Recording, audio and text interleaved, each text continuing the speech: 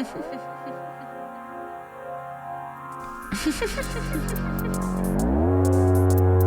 quality. I got it. I got this. You got it. You got it. My chart says so. Look at me go. Sun, moon, rising. It's all about time. It's all about time. Earthlings. What's it all mean? What's it all mean? Star quality. What's it all mean? What's it all mean? Mean. Star quality. Woo. No, dude, really, what does it all mean? Star quality. I got it. You got it. You got it. Star quality. Star quality. What's up, everybody? Welcome back to Star Quality. Hey there to all the star children. How has the astrology of March been treating you? Has it lived up to the March Madness hype? I mean, societally, obviously, it has been quite eerily accurate in many ways. Mine has also been quite literal for my chart. But if you are new here, welcome. This is Star Quality, a podcast and newsletter hosted by me, your astrologer, Stevie Goldstein. And today we are going to get into the big kahuna. Well, maybe the second most big kahuna of the week. There's two pretty noteworthy things happening back to back, but this episode in particular is focusing on the new moon partial solar eclipse in Aries. That's right. We're coming to the close of eclipse season. And it's not just any close of eclipse season. It's actually the close of the whole Aries Libra eclipse series. This is it. We did it. We hit the end of that. We've started a new process with Virgo and Pisces. And now we are wrapping up a big chapter of Libra Aries story. Although one could strongly argue that the Aries story energy is nowhere near from done because there has been a lot of heavy hitter transits all involving Aries. So if you're an Aries placement or cardinal placement or, oh my God, any placement, because it feels like we're all getting bamboozled, confused with the Aries time, but that's what Aries is here for truth and clarity and telling it like it is. And Aries also brings a simplicity that I think is really admirable, where it's like we don't have to overcomplicate things. We can just be. So before we get into the chart of this new moon eclipse, I would love to take this time to ask you to consider becoming a paid supporter of Star Quality. This is a supported publication. So all of this can only happen from folks like you who listen and connect with my work and who learn something or take away entertainment or feeling like you're here with a friend going over the astro. I really appreciate, and I see and I notice and I feel your support.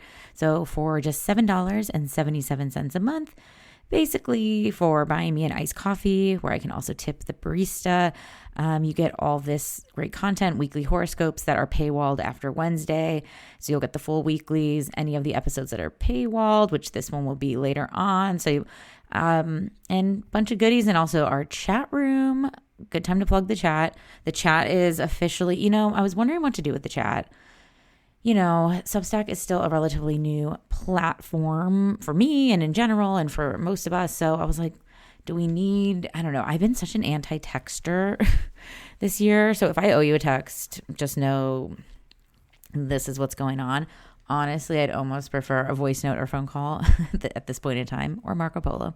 And so I was just like, do I even activate this chat? But I was like, actually, for the third space members, which are the paid supporters, that's the space. That is where we're going to hang out, discuss the episodes, discuss the transits, discuss just whatever is happening in the world. So if you would also like access to the chat, you can access one more time, that by becoming a paid supporter. There's also a 7-day trial if you are like want to check it out before you commit, you can also subscribe for a couple months, turn it off, do whatever.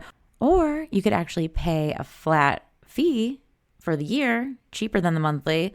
That's the $77 for the year, $77.77, probably, knowing me. Or you could become a founding member. That's for $111. That comes to what? That comes to $925 a month. And for that $925, you get all the things mentioned before, a free 15-minute video consultation with me. A few founding members have recently joined. We've been on a founding member wave kick, boost, whatever you call it.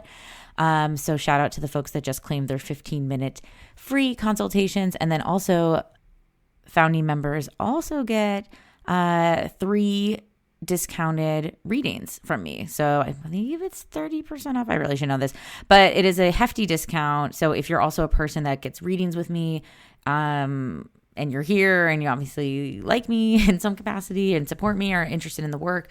So if you're someone that gets readings, this is maybe worth looking into because you're also going to save some bones over there. And another great segue time to say, get a reading with me. You can book in the show notes. You can look there and book remotely. I can do readings for anyone, anywhere in the world, as long as you have Zoom, or we could figure out a video platform if that's not your bag. And also I do in-person readings at Pure Heart Collective, and that's in Sherman Oaks in Los Angeles. You can, all this stuff's going to be in the show notes. This plug got long, but I really appreciate you hearing me out, supporting me. I'm indie as hell, so, we got to do it. So at least this isn't like an ad brought to you by like, I don't know, insert company that makes warplanes or something here. That will never happen for me, personally speaking. So before we get into the chart of the eclipse, which is interesting, I want to get into the eclipses before it, why we're here. So you've probably maybe heard that this is the last eclipse in the Libra Aries series. So this is a new moon Aries eclipse. That's what happens when the sun and moon come together as one. That's when the moon is the darkest, and full moons are when the moon is the brightest. So this is a partial new moon eclipse. And so eclipses in general are times where, well, first of all, anything can happen. I feel like that's seen in the holiday where it's like Jack Black being like, Santa Ana winds are blowing, anything can happen. And it's true. Eclipses really mark times of change, really like times that you can just like see, right? Like it's like those moments in your calendar. If you go back and look in your phone and, search for this date, which I highly recommend, like go back, search. Maybe this is a fun activity we can all do. So get your pen and pencils ready. We are going to write down these dates and then go look back in your phone or on your calendar or journal or whatever. And I'm curious, like what keywords come up when you look at these dates. So, and maybe, should I grab my phone and do this too? I guess I could. Well, it's charging. No, I'll do it. Whatever. It's like I can remove it from the charge. So these eclipses started in Aries and Libra back in 2023. So our first eclipse date, so write this down, was on April 19th, 2023. That was a solar eclipse in Aries. So this is what kicked off this series. So what was up April 19th, 2023? Curious. This was the launch too. So maybe some things that weren't as obvious then that we might know now. I think that's the other part with not only eclipses, but astrology in general is like, when I give readings, sometimes I'll be like, yeah, this thing's maybe probably coming up. Yay. And then it's like, but we're in that moment and it's not going to unveil itself maybe for months or in this case, years. Because even eclipses, like this can unfold over years' time. I mean, we're talking about looking back to 2023, which I don't know about you guys, but feels like really long ago by this point in time. This last 5 years, post-COVID just has really altered what time feels like for me and I think a lot of people. So, okay, I grabbed my phone. So looking back at April 19th, 2023, it's funny. I mean, I can't, because I'm a public person, I can't say everything that I'm thinking about that date, but that date definitely was the marker where I knew something was ending. Like, I I remember around that time feeling this decision like, yeah, like I think an end is coming. I'm being super vague, but I'm an open book. So if it's something I can't say, it's something I can't say. But otherwise was a very like kind of mellow day. I'm looking at pictures of my old cat, Rosie. So of course this has happened in that time. And actually we can talk about it because there's actually, it's connected. So yeah, this is, if you want to pause here and go look at your phone or calendar or whatever it is for April 19th, 2023, what was happening, what was starting. This was that 29 degrees of Aries, and that is a analytic, critical ass degree that can feel very, Aries is our action oriented sign. So maybe there was something you knew that had to start, which is funny because I am contradicting myself a bit, but I knew maybe it's because that end was such a new start. I don't know. It all goes together in this sort of eclipsey conversation, right? Like I knew I needed a new start. Ooh, maybe that was my 29.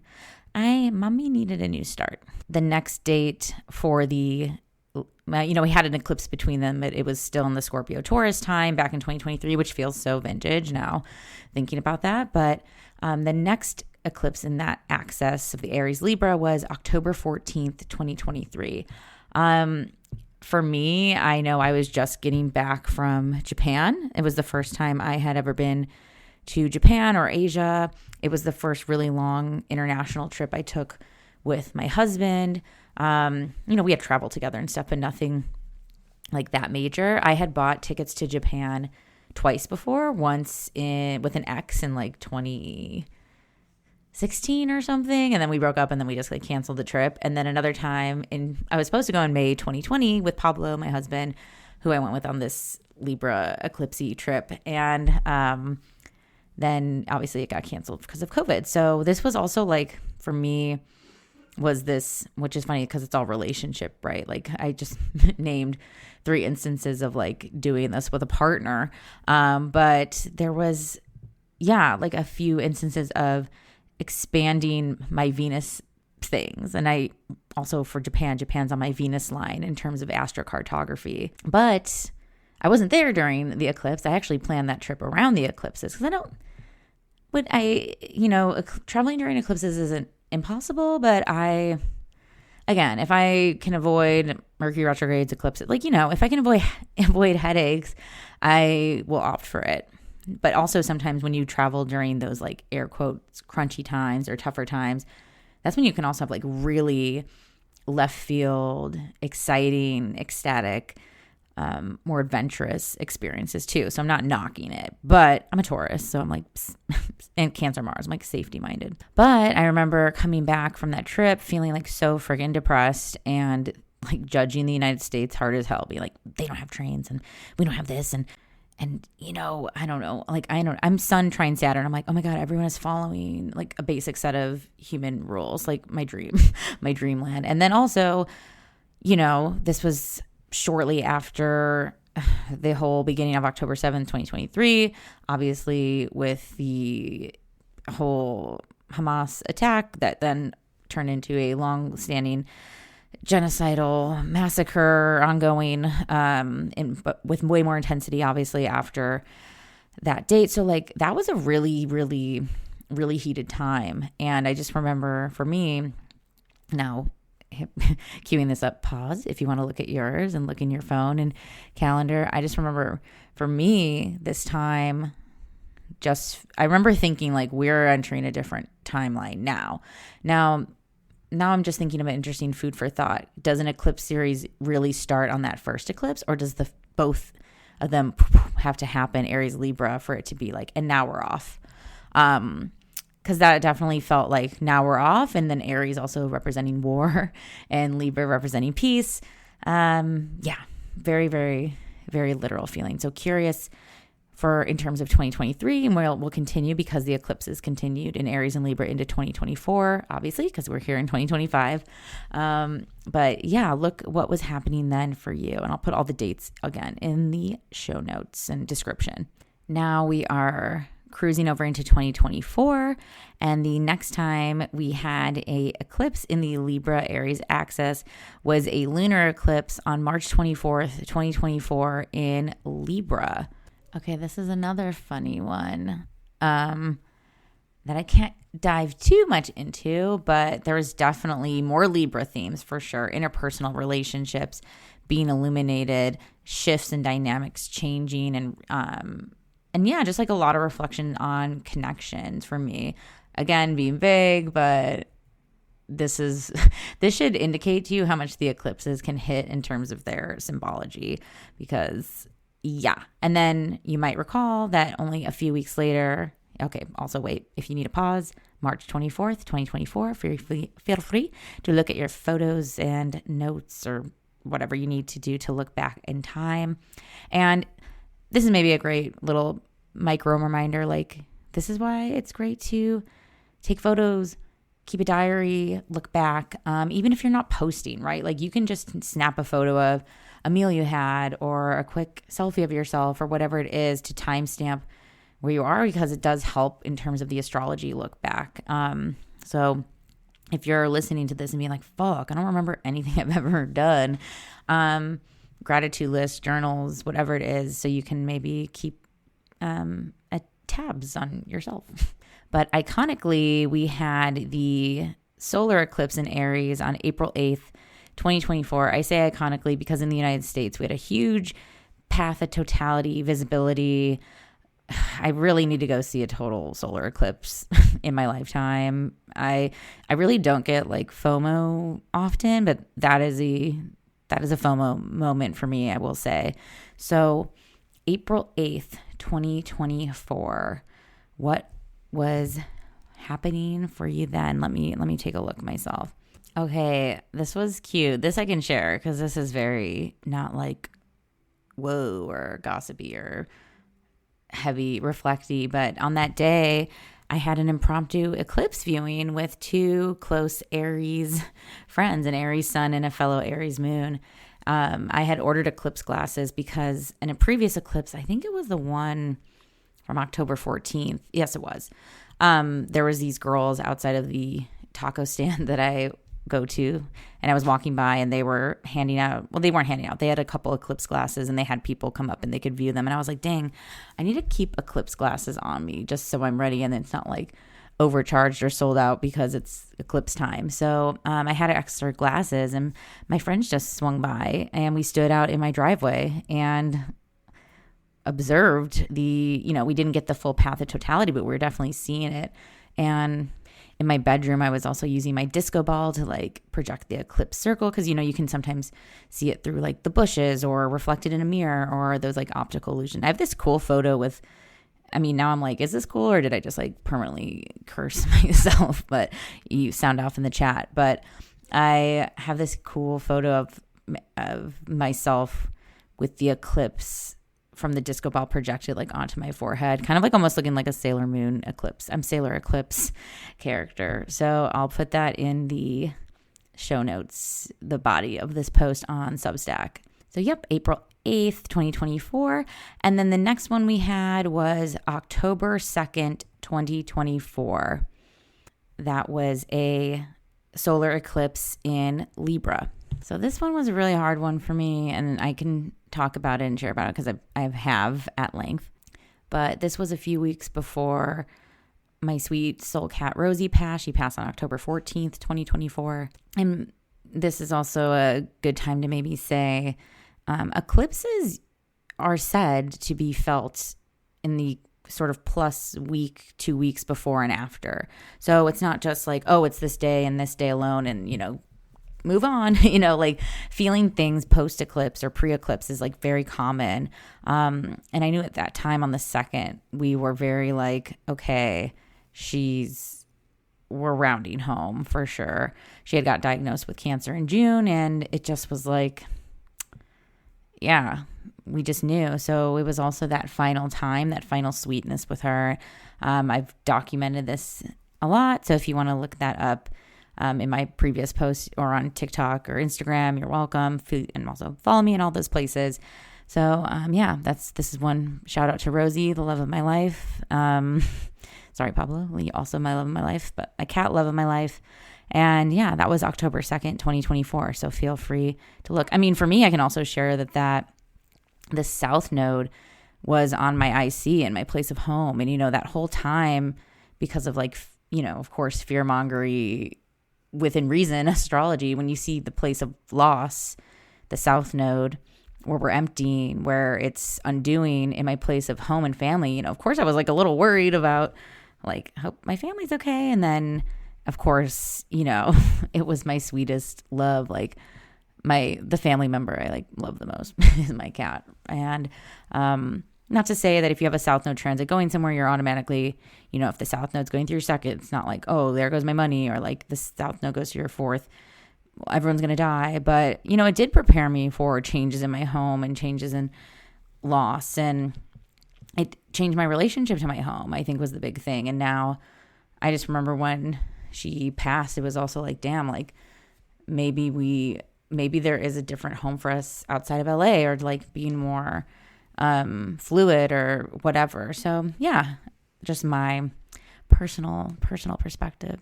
And so we're here, the last one, March 29th, 2025, solar eclipse in Aries. And just to give the timestamp for the chart that we'll get into in a bit, that'll be next. That is at 3:58 a.m. on March 29th, 2025. That is Pacific time, so adjust for your time zone. And that's it. I guess I can't really speak fully yet to what's happening on this date for me, or what's the ending, final thoughts on Aries Libra. But I will say I know that today that I'll be going to give readings at Pure Heart Collective in the shop, and then going to a friend's birthday.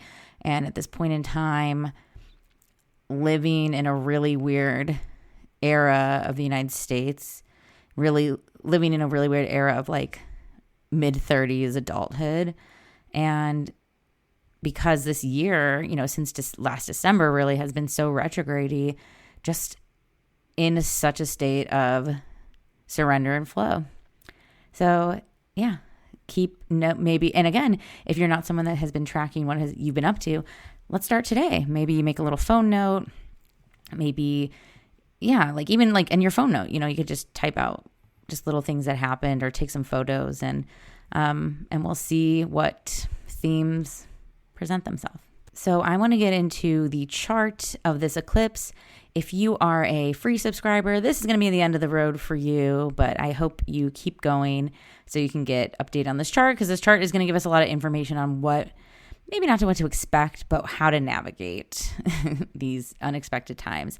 So please consider joining and becoming a third space member, a paid supporter.